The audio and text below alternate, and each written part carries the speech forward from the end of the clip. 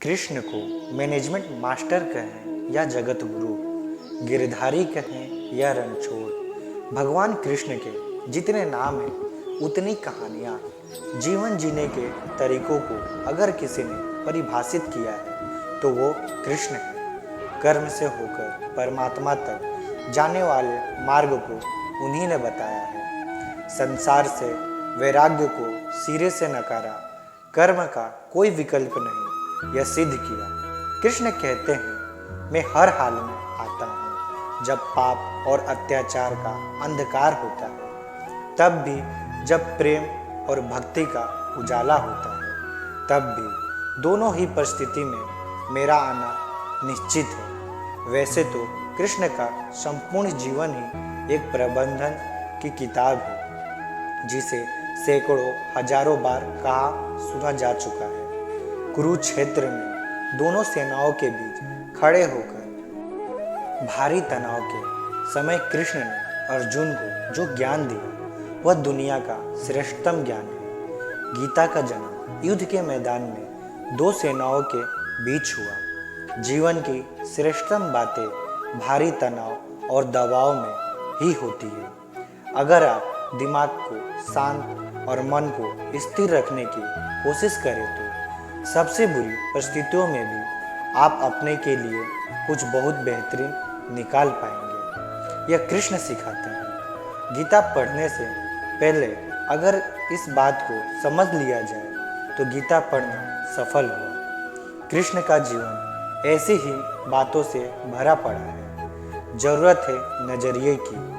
उनका जीवन आपके लिए माइथोलॉजी का एक हिस्सा मात्र भी हो सकता है और आपका पूरा जीवन बदल कर रख देने वाला ज्ञान भी। आवश्यकता हमारी है, हम उनके जीवन से लेना क्या चाहते हैं। कृष्ण मात्र कथाओं में पढ़ा या सुना जाने वाला पात्र नहीं है, वह चरित्र और व्यवहार में उतारे जाने वाले देवता हैं। कृष्ण से सीखे कैसे जीवन को श्रेष्ठ बनाया जाए। 10 बातें हैं जो अगर व्यवहार में उतार ली तो सफलता निश्चित मिलेगी। शुरू से अंत तक जीवन संघर्षी है। कारागृह में जन्मे कृष्ण पैदा होते ही रात में यमुना पार कर गोकुल ले जाया गया। तीसरे दिन पूतना मारने आ गई। यहाँ से शुरू हुआ संघर्ष। देह त्यागने से पहले द्वारिका डूबने तक रहा। कृष्ण का जीवन कहता है, आप कोई भी हो, संसार में आए हैं तो संघर्ष हमेशा रहेगा। मानव जीवन में आकर परमात्मा भी सांसारिक चुनौतियों से बच नहीं सकता।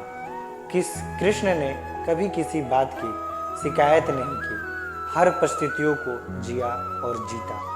कृष्ण कहते हैं, परिस्थितियों से भागो मत, उसके सामने डट कर खड़े हो जाओ, क्योंकि कर्म करना ही मानव जीवन का पहला कर्तव्य है। हम कर्मों से ही परेशानियों से जीत सकते हैं। स्वस्थ शरीर से ही विजयी है। कृष्ण का बचपन माखन मिश्री खाते हुए गुजरा। आज भी भोग लगाते हैं हम, लेकिन यह संकेत कुछ और है। आहार अच्छा हो, शुद्ध हो, बल देने वाला हो। बचपन में शरीर को अच्छा आहार मिलेगा तो यही इंसान युवा होकर वीर बनेगा। शरीर को स्वस्थ रखना है तो बचपन से ध्यान देने की जरूरत है। यह पैरेटिक के दौर से गुजर रहे युवाओं के लिए बड़ा मैसेज है। अपने बच्चों को ऐसा खाना दें जो उनको बल दे, सिर्फ स्वाद के लिए ही ना खिलाए। तभी वे बड़े होकर स्वयं को और समाज को सही दिशा में ले जा पाएंगे। पढ़ाई किताब ना हो, रचनात्मक हो। कृष्ण ने अपनी शिक्षा मध्य प्रदेश के उज्जैन में सांदीपनी ऋषि के आश्रम में रहकर पूरी की थी। कहा जाता है 64 दिन में उन्होंने 64 कलाओं का ज्ञान हासिल कर लिया था। वैदिक ज्ञान के अलावा उन्होंने कलाएं सीखी। शिक्षा ऐसी ही होनी चाहिए जो हमारे व्यक्तित्व का रचनात्मक विकास करे। संगीत, नृत्य, युद्ध सहित 64 कलाओं कृष्ण के व्यक्तित्व का हिस्सा है। बच्चों में कोरा ज्ञान ना भरे, उनकी रचनात्मक को नए आयाम मिले, ऐसी शिक्षा व्यवस्था हो। रिश्ते से ही जीवन है, बिना रिश्ते के कुछ नहीं। कृष्ण ने जीवन भर कभी उन लोगों का साथ नहीं छोड़ा जिनको मन से अपना माना। अर्जुन से वे युवावस्था में मिले, ऐसा महाभारत कहती है, लेकिन अर्जुन से उनका रिश्ता हमेशा मन का रहा। सुदामा हो या उद्धव, कृष्ण ने जिसे अपना मान लिया उसका साथ जीवन भर दिया। रिश्तों के लिए कृष्ण ने कई लड़ाइयाँ लड़ी और रिश्तों से ही कई लड़ाइयाँ जीती भी। उनका सीधा संदेश है, सांसारिक इंसान की सबसे बड़ी धरोहर रिश्ते ही हैं। अगर किसी के पास रिश्तों का थाती नहीं है तो वो इंसान संसार के लिए गैर जरूरी है। इसलिए अपने रिश्तों को दिल से जिए, दिमाग से नहीं। नारी का सम्मान समाज के लिए जरूरी है। राक्षस नरकासुर का आतंक था। करीब 16,100 महिलाओं को उसने अपने महल में कैद किया था। महिलाओं से बलात्कार में उसे सुख मिलता था। कृष्ण ने उसे मारा और सभी महिलाओं को मुक्त कराया। लेकिन सामाजिक कृतियाँ तब भी थी। उन महिलाओं को अपनाने वाला कोई नहीं था। खुद उनके घर वालों ने उन्हें दूषित मानकर त्याग दिया। ऐसे में कृष्ण आगे आए, सभी 16,100 महिलाओं को अपनी पत्नी का दर्जा दिया। समाज में उन्हें सम्मान के साथ रहने के लिए स्थान दिलाया। कृष्ण ने हमेशा नारी को शक्ति बताया, उसके सम्मान के लिए तत्पर रहे। पूरी महाभारत नारी के सम्मान के लिए ही लड़ी गई। सो आप कृष्ण भक्त हैं तो अपने आसपास की महिलाओं का पूरा सम्मान करें। कृष्ण की कृपा पाने का यह सरलतम मार्ग है। आपके मतभेद अगली पीढ़ी के लिए बाधा ना बने।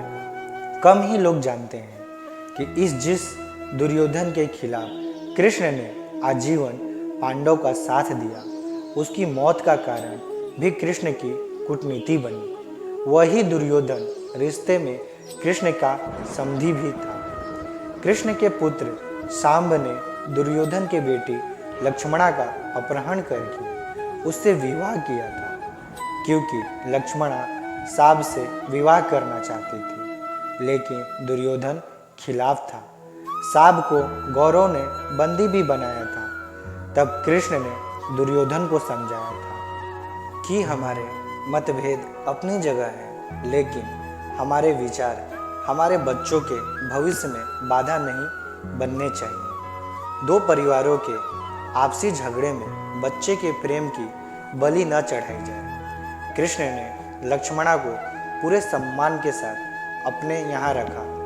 दुर्योधन से उनका मतभेद हमेशा रहा, लेकिन उन्होंने उसका प्रभाव कभी लक्ष्मणा और सांब की गृहस्थी पर नहीं पड़ने दिया। शांति का मार्ग ही विकास का रास्ता है। कृष्ण ने महाभारत युद्ध के पहले शांति से समझौता करने के लिए पांडव और कौरव के बीच मध्यस्थता की। हालांकि दोनों ही पक्ष युद्ध लड़ने के लिए आतुर थे, लेकिन कृष्ण ने हमेशा चाहा कि कैसे भी युद्ध टल जाए। झगड़ों से कभी समस्याओं का समाधान नहीं होता। शांति के मार्ग पर चलकर ही हम समाज का रचनात्मक विकास कर सकते हैं। कृष्ण ने समाज की शांति से मन की शांति तक दुनिया को ये समझाया कि कोई भी परेशानी तब तक मिट नहीं सकती जब तक वहाँ शांति ना हो, फिर चाहे वह समाज हो या हमारा खुद का मन। शांति से ही सुख मिल सकता है, साधनों से नहीं।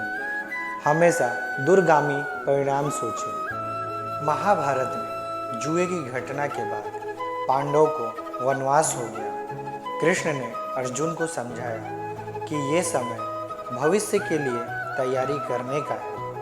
महादेव शिव, देवराज इंद्र और दुर्गा की तपस्या करने को कहा। कृष्ण जानते थे कि दुर्योधन को कितना भी समझाया जाए वह पांडवों को कभी उनका राज्य नहीं लौटाएगा। तब शक्ति और सामर्थ्य की जरूरत होगी।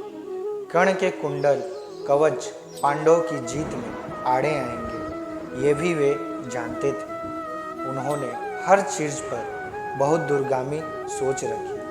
कोई भी फैसला तत्कालिक आवेश में नहीं लिया। हर चीज के लिए आने वाली पीढ़ियों तक का सोचा। यही सोच समाज का निर्माण करती है। हर परिस्थिति में मन शांत और दिमाग स्थिर रहे।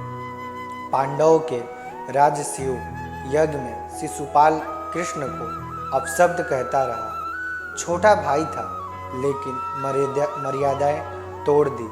पूरी सभी चकित थे, कुछ क्रोधित भी थे लेकिन कुछ शांत थे, मुस्कुरा रहे थे।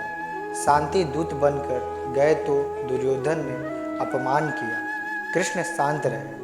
अगर हमारा दिमाग स्थिर है, मन शांत है, तभी हम कोई सही निर्णय ले पाएंगे। आवेश में हमेशा हादसे होते हैं, ये कृष्ण सिखाते हैं। विपरीत परिस्थितियों में भी कभी विचलित नहीं होने का गुण कृष्ण से बेहतर कोई नहीं जानता। लीडर बने, श्रेय लेने ही होड़ से बचे। कृष्ण ने दुनिया भर के राजाओं को जीता था। जहाँ ऐसे राजाओं का राज था जो भ्रष्ट थे, जैसे जरासंध, लेकिन कभी किसी राजा का सिंहासन नहीं छीना। कृष्ण के पूरे जीवन में कभी ऐसा नहीं हुआ कि उन्होंने किसी राजा को मारकर उसका शासन खुद लिया। जरासंध को मारकर उसके बेटे को राजा बनाया जो चरित्र का अच्छा था। सभी जगह ऐसे लोगों को बैठाया जो धर्म को जानते थे। कभी किंग नहीं बने, हमेशा किंग मेकर की भूमिका में रहे। महाभारत युद्ध में भी खुद हथियार नहीं उठाया। पूरा युद्ध कूटनीति से लड़ा। पांडव को सलाह देते रहे, लेकिन जीतने का श्रेय भीम और अर्जुन को दिए। बस दोस्तों, आज के लिए इतना ही। अगर आपको मेरी वीडियो अच्छी लगी होगी तो प्लीज़ चैनल को सब्सक्राइब करें और बेल आइकन को ऑन कर लें।